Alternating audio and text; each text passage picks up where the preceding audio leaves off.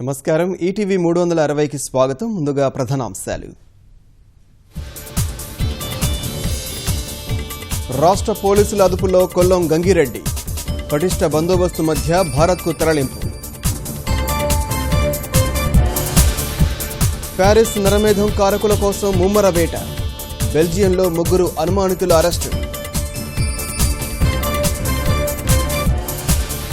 ఉగ్రదాడి మృతులకు ప్రపంచ దేశాల నివాళి. ఫ్రాన్స్లో 3 రోజులు సంతాప దినాలు.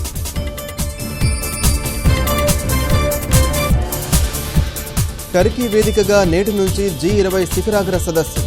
ఉగ్రవాదం, వాతావరణ మార్పులపైనే ప్రధాన చర్చ. వాగ్దానాల అమలుకు సయోధ్యతో పనిచేయండి. తిరుపతి సదస్సులో నేతలకు చంద్రబాబు సూచన.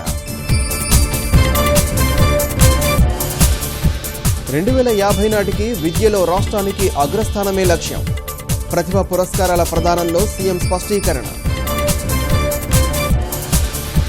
అభివృద్ధి ముసుగులో మతతత్వ ఎజెండా. ప్రధాని మోదీపై సోనియా విమర్శనాస్త్రాలు.